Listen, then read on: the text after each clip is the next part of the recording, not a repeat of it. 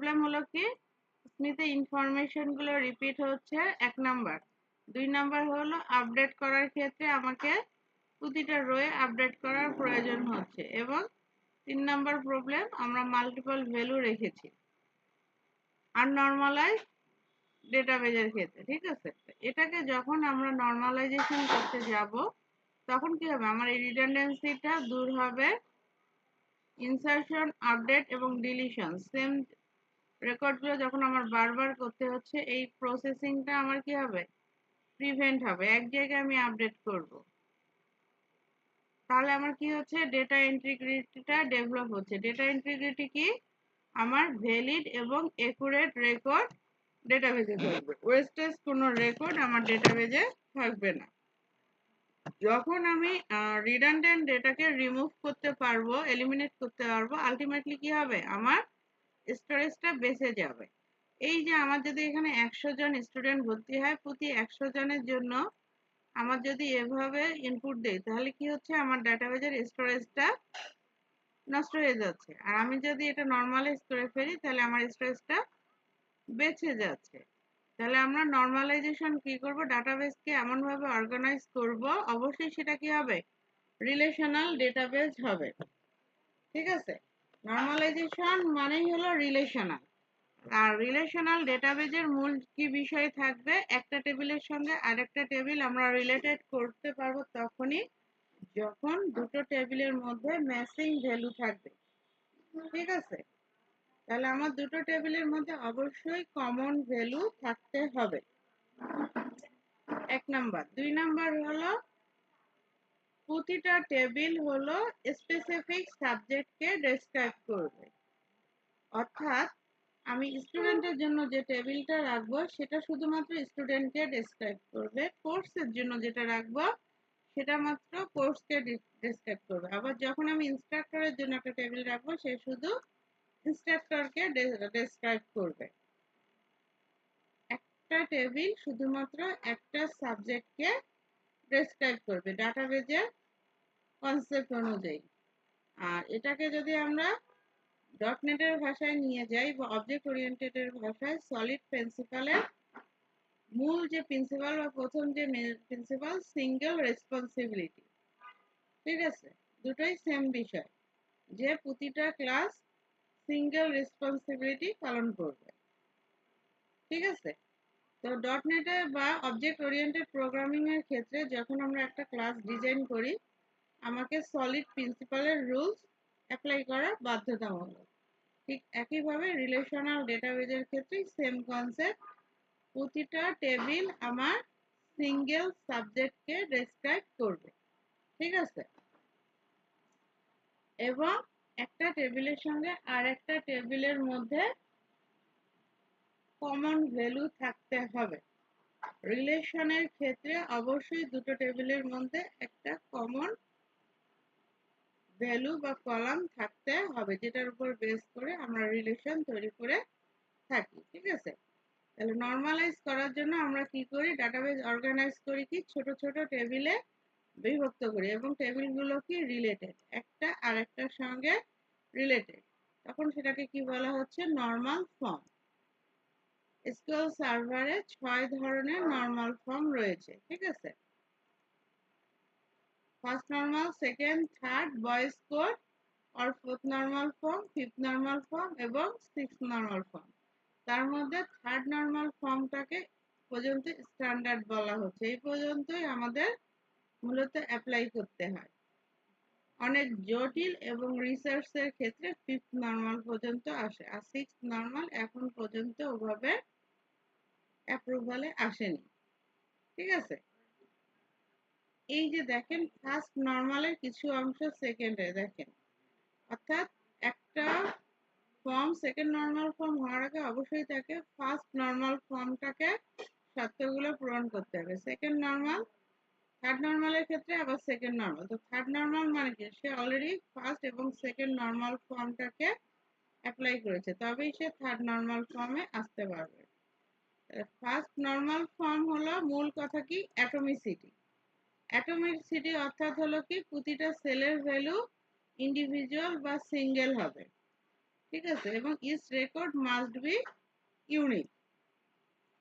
First normal ফর্মের rules অনুযায়ী আমার প্রতিটা সেলে সিঙ্গেল ভ্যালু থাকবে। এখানে কখনোই এই যে আমরা এখানে কমা দিয়ে রাখছি, যে একজন স্টুডেন্টের একাধিক ফোন নাম্বার কমা দিয়ে রাখা, কিংবা সে যে কোর্সগুলো পড়েছে কমা দিয়ে রাখা, কোর্সের সঙ্গে তার কি কোর্সের নাম।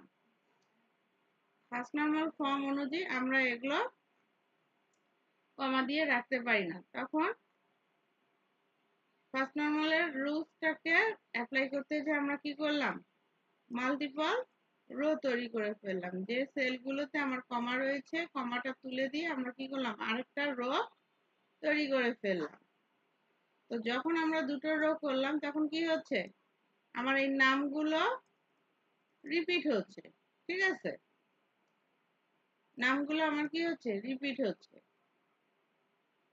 তাহলে ফার্স্ট নর্মাল ফর্ম যে একেবারে কমপ্লিট হয়ে গেল তা না, একটা পোর্শন আমার কমপ্লিট হলো নর্মালাইজেশনে।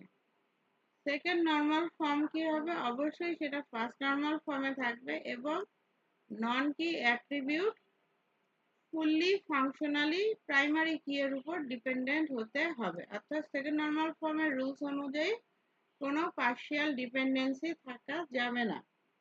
পার্শিয়াল ডিপেন্ডেন্সি কাকে বলে, স্টুডেন্ট নেম অবশ্যই স্টুডেন্ট আইডির উপর ডিপেন্ড করবে, কারণ স্টুডেন্ট আইডিটা হলো প্রাইমারি কি।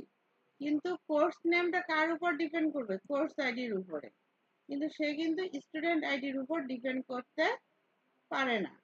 কিন্তু এই জায়গায় কি হচ্ছে, স্টুডেন্ট আইডির উপরে কোর্স আইডির ডিপেন্ডেন্সিটা রয়ে যাচ্ছে, এটাকে বলা হচ্ছে পার্শিয়াল ডিপেন্ডেন্সি।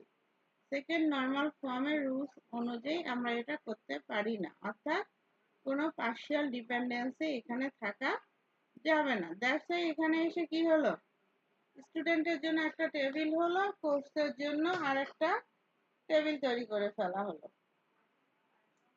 কোর্স কি ইনস্ট্রাক্টরের সঙ্গে সম্পর্কযুক্ত।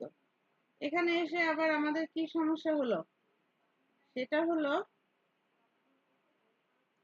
Office room number. এই রুম নাম্বারটা কার, ইনস্ট্রাক্টরের, সে কখনো কোর্সের উপর ডিপেন্ড করতে পারে না। ঠিক আছে, তাহলে এই যে কি করছি আমরা এখানে, কম্পোজিট প্রাইমারি কি।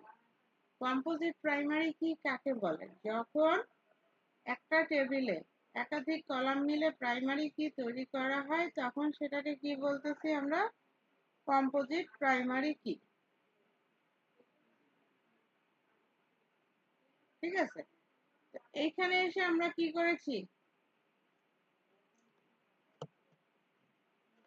এখানে আমরা এসে কি কাজ করেছি, স্টুডেন্ট এবং কোর্স দুটো আলাদা টেবিল ভেঙে দিয়েছি, ভেঙে এখানে থার্ড আর একটা টেবিলের মধ্যে, দুটো টেবিলের মধ্যে জয়েন করেছি। এখন আমি যদি একটা রোকে ইউনিকলি আইডেন্টিফাই করতে চাই, শুধু 101 দিলে আমি পাচ্ছি না। কেন পাচ্ছি না, তখন আমি কি পাচ্ছি, দুটো রেকর্ড হচ্ছে 101। আবার যখন আমি CS 101 দিচ্ছি তখন দুটো রেকর্ড পাচ্ছি। তাহলে আমি যদি ইউনিকলি আইডেন্টিফাই করতে চাই তাহলে আমাকে কি করতে হবে, স্টুডেন্ট আইডি এবং কোর্স আইডি দুটোর মিলে একটা প্রাইমারি কি তৈরি করতে হবে। তখন এই দুটো মিলে যদি আমি ফিল্টার করি তখন আমি কি পাচ্ছি, একটা ইউনিক রেকর্ড পাচ্ছি। তাহলে এই যে দুটো মিলে যখন আমি একটা প্রাইমারি কি ডিফাইন করি তখন সেটাকে বলা হচ্ছে কম্পোজিট প্রাইমারি কি। ঠিক আছে, প্রাইমারি কি made of 2 or more column. ঠিক আছে, তো এটাকেও আমাকে কি করতে হবে, রিমুভ করতে হবে। থার্ড নর্মাল ফর্মে এসে কি হচ্ছে, ট্রানজিটিভ ডিপেন্ডেন্সিটা রিমুভ করে দিচ্ছি। ট্রানজিটিভ ডিপেন্ডেন্সি কি, কোনো নন কি অ্যাট্রিবিউট অন্য কোনো নন কি অ্যাট্রিবিউটের উপর ডিপেন্ড করতে পারবে না। নন কি মানে কি, যেটা কি না, কি মানে কি, ওই কিটা প্রাইমারি কি হওয়ার যোগ্যতা আছে, অর্থাৎ আমার রেকর্ডটাকে ইউনিকলি আইডেন্টিফাই করার যোগ্যতা আছে। আমার টেবিলে এরকম অনেক কি থাকতে পারে, এগুলো হলো কি। আর নন কি হলো যা কখনোই আমার টেবিলে ইউনিকলি আইডেন্টিফাই করা সম্ভব না, যেমন মানুষের নাম, অ্যাড্রেস, এগুলো হলো নন কি। আর কি আমরা বলতে পারি কি ইমেল অ্যাড্রেস, মোবাইল নাম্বার, এগুলো হলো কি, কারণ মোবাইল নাম্বার কখনো একই মোবাইল নাম্বার একাধিক ব্যক্তির হতে পারে না, বা একই ইমেল অ্যাড্রেস একাধিক ব্যক্তির হতে পারে না। তাহলে এগুলোর কি প্রাইমারি কি হওয়ার যোগ্যতা রয়েছে। এই প্রাইমারি কি হওয়ার মতো যোগ্য কিগুলোর মধ্য থেকে যেটাকে আমরা প্রাইমারি কি করি, তা বাদ দিয়ে যে কিগুলো থাকে এগুলোকে বলা হয় ক্যান্ডিডেট কি। ঠিক আছে, যে প্রাইমারি কি হওয়ার যোগ্যতা আছে কিন্তু প্রাইমারি কি হতে পারেনি, এটা হলো কি ক্যান্ডিডেট কি। ঠিক আছে, তাহলে এই প্রাইমারি কি না, যেটা হলো নন কি অ্যাট্রিবিউট, যার কি হওয়ার যোগ্যতা নেই, এরকম নন কি একটা নন কি আর একটা নন কি এর উপর ডিপেন্ডেন্ট হতে পারবে না। ঠিক আছে, এই ডিপেন্ডেন্সিটাকে বলা হচ্ছে ট্রানজিটিভ ফাংশনাল ডিপেন্ডেন্সি। এই ট্রানজিটিভ ফাংশনাল ডিপেন্ডেন্সিটা থাকা যাবে না। ঠিক আছে, এখানে আমাদের মধ্যে ফাংশনাল ডিপেন্ডেন্সিটা কোথায়, ইনস্ট্রাক্টরের রুম নাম্বারটা কার উপর ডিপেন্ডেন্ট হচ্ছে, কোর্স আইডির উপরে। ইনস্ট্রাক্টর রুম নাম্বার কোর্স আইডির উপর ডিপেন্ডেন্ট হচ্ছে। ঠিক আছে, কোর্স নেমের উপরে। তাহলে কোর্স নেম কোর্স আইডির উপর ডিপেন্ডেন্ট থাকতে পারবে, কিন্তু অফিস রুম নাম্বার কিন্তু পারবে না। এটাকে বলা হচ্ছে আমরা ট্রানজিটিভ ফাংশনাল ডিপেন্ডেন্সি। এটাকে আমাকে কি করতে হবে, এই ডিপেন্ডেন্সিটাকে রিমুভ করে দিতে হবে। ঠিক আছে, অফিস রুম কখনো কোর্সের উপর ডিপেন্ড করবে না, সে ডিপেন্ড করবে কি ইনস্ট্রাক্টরের উপরে।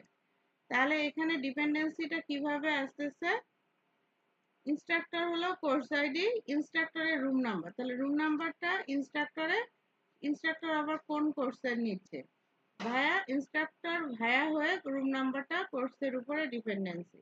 এই ডিপেন্ডেন্টটাকে বলা হচ্ছে transitive dependency. Third normal form অনুযায়ী এই ডিপেন্ডেন্সিটা থাকা যাবে না। দ্যাটস ওয়াই আমাদের কি করতে হবে, প্রয়োজনে টেবিলগুলোকে ভেঙে ফেলতে হবে। ঠিক আছে, তাহলে এই যে কোর্সের সঙ্গে কে রিলেটেড, ইনস্ট্রাক্টর রিলেটেড। ঠিক আছে, তাহলে ইনস্ট্রাক্টরটাকে ফরেন কি হিসেবে আমরা ইউজ করব, ইনস্ট্রাক্টরের সঙ্গে অফিস রুমটা রিলেটেড। ঠিক আছে, তাহলে থার্ড নর্মাল ফর্ম অবশ্যই সেকেন্ড নর্মাল ফর্মটাকে ফিল আপ করতে হবে, দেন ট্রানজিটিভ ফাংশনাল ডিপেন্ডেন্সিটাকে রিমুভ করে দিতে হবে, ডিরেক্ট প্রাইমারি কি এর উপর ডিপেন্ডেন্ট করতে হবে। ঠিক আছে, এটা হলো আমাদের নর্মালাইজেশন। নর্মালাইজেশন মানে হলো আমার ডাটা রিডান্ডেন্সি দূর করার জন্য টেবিলকে ছোট ছোট ভাগে বিভক্ত করে টেবিলগুলোর মধ্যকার রিলেশন বিল্ড আপ করা। এর ফলে কি হচ্ছে, ডেটা ইন্টিগ্রিটি অ্যাপ্লাই হচ্ছে, স্টোরেজটাকে আমার কি হচ্ছে, এফিশিয়েন্ট হচ্ছে, দেন আমার কোয়েরিটা সিম্পল হয়ে যাচ্ছে। সেক্ষেত্রে আমরা কি করি, জয়েন অপারেশনটা ইউজ করে থাকি, মাল্টিপল টেবিল থেকে আউটপুট বা আমার কোয়েরি কাজ করার জন্য আমরা কি করতে হয়, অবশ্যই জয়েন করতে হয়। এর বাইরে আমার থার্ড নর্মাল ফর্মটা কি হচ্ছে, বয়েস কোড নর্মাল ফর্ম। এরপরে আছে ফিফথ নর্মাল ফর্ম এবং সিক্সথ নর্মাল ফর্ম। ঠিক আছে, ফিফথ এবং সিক্সথটাও আমরা কোন কাজে ব্যবহার করতেছি, কমপ্লেক্স এবং রিসার্চমূলক কাজের জন্য ফিফথ নর্মাল ফর্মটা ব্যবহার করা হয়ে থাকে। এক নজরে হলো আমাদের এটা ফার্স্ট নর্মাল ফর্ম, তাহলে কি atomic value. Second normal form কি করে, পার্শিয়াল ডিপেন্ডেন্সি রিমুভ করে। থার্ড নর্মাল ফর্ম হলো ট্রানজিটিভ ডিপেন্ডেন্সিটাকে রিমুভ করে থাকে। এই নর্মালাইজেশনের আমরা এই সিনারিও থেকে একটা নর্মালাইজ ডাটাবেস তৈরি করব। ঠিক আছে, তাহলে আমাদের কাছে এটা যেটা রয়েছে, এটা আইটেম নাম, আইটেম নেম এবং কালার। তাহলে আমরা কি বলেছি যে একটা টেবিল একটা সাবজেক্টকে ডিফাইন করবে, রেড ব্লু। তাহলে আমার কি থাকবে, একটা শার্ট ডিফারেন্ট কালারের থাকবে, তাহলে আমার যতগুলো কালার থাকবে, একটা শার্ট ডেনিম শার্ট 10টা কালার রয়েছে, তাহলে কি 10 বার রিপিট করব, কালারের নাম একবার থাকবে। তাহলে কালারের জন্য আমার একটা টেবিল থাকবে, আইটেম নামের জন্য একটা টেবিল থাকবে। এখানে দেখেন আইটেম নং, আইটেম 1 দিয়ে কি বোঝাচ্ছে, denim shirt red, item 2 denim shirt blue. তাহলে এই আইটেম নংটা কি আমার প্রাইমারি কি হিসেবে আমরা ব্যবহার করতে পারি, কারণ প্রতিটা কি এক একটা ইউনিক রেকর্ড সে বলে দিচ্ছে। ঠিক আছে, আর এখানে কি আছে আমাদের লট, লটের মধ্যে আমার একটা প্রোডাক্ট, কোয়ান্টিটি নিচ্ছি, ইউনিট প্রাইস নিচ্ছি এবং ভ্যাট নিচ্ছি। তাহলে এই ইউনিট প্রাইসটা আমার কার সঙ্গে জড়িত, আইটেমের সঙ্গে। ঠিক আছে, item with colour, denim shirt red colour হলো 1100 টাকা, ব্লু কালার হলো 1200 টাকা। শুধু এককভাবে ডেনিম শার্টের প্রাইস কিন্তু ডিফাইন হচ্ছে না, ডিফাইন হচ্ছে কি তার কালার সহ। আর অলমোস্ট সবগুলোর উপরে 15% ভ্যাট। তাহলে এটা আমরা আইটেম টেবিলের সঙ্গে রেখে দিতে পারি। ঠিক আছে, লট 1 এবং 2। তাহলে আমার 8টা প্রোডাক্ট নিচ্ছি, তাহলে কি 8 বার আমি লটের নামটা কি রিপিট করব? অবশ্যই না। তাহলে কি করব, লট নামে আমরা আরেকটা টেবিল নিব। তাহলে এটাকে যখন আমি নরমালাইজড করব, আমার আইটেম টেবিল আসবে, colour table, item with colour আসবে, লট আসবে। বুঝতে পেরেছি? এখানে কি আছে, ক্রিয়েট এ ক্লাস্টার্ড ইন্ডেক্স। যখন একটা টেবিলের উপর আমরা প্রাইমারি কি ডিফাইন করি, তখন সেই কলামটা কি হয়ে যাচ্ছে, ক্লাস্টার্ড ইন্ডেক্স। ইন্ডেক্সিং কাকে বলে? ইন্ডেক্সিং এ যদি বাংলা বলি তাহলে কি, সূচিপত্র। সূচিপত্রে আমাদের কি থাকে, যে পেজ নাম্বার থাকে, আমার রেকর্ড, অরিজিনাল রেকর্ড কোথায় আছে তার পেজ নাম্বার। তাহলে কি হয়, আমার খুঁজে পেতে সহজ হয়। তাহলে কোনো কলামের যদি ইন্ডেক্সিং করা থাকে, সেই কলামের রেকর্ডটা খুঁজে পেতে আমার সহজ হয়। ঠিক আছে, এসকিউএল সার্ভারে ইন্ডেক্স দুই প্রকার, ক্লাস্টার্ড ইন্ডেক্স আর একটা হলো নন ক্লাস্টার্ড ইন্ডেক্স। যখন আমরা কোনো কলামকে প্রাইমারি কি হিসেবে ডিফাইন করে দেই, সেটা অটোমেটিক্যালি কি হচ্ছে, ক্লাস্টার্ড ইন্ডেক্স হচ্ছে। আর ক্লাস্টার্ড ইন্ডেক্স বাদ দিয়ে যদি অন্য কোনো কলামকে আমরা ইন্ডেক্সিং করি, তখন সেটা হয়ে যাচ্ছে নন ক্লাস্টার্ড ইন্ডেক্স। একটা টেবিলে শুধুমাত্র একটা মাত্রই ক্লাস্টার্ড ইন্ডেক্স থাকতে পারে। ঠিক আছে, তাহলে এটাকে যদি আমি ভেঙে একটা নরমালাইজ ডাটাবেস করি, আমাকে কি বলছে, ওয়্যারহাউস ডিবি নামে একটি ডাটাবেস তৈরি করতে বলেছে। তাহলে আমরা একটা ওয়্যারহাউস ডিবি নামে ডাটাবেস তৈরি করি।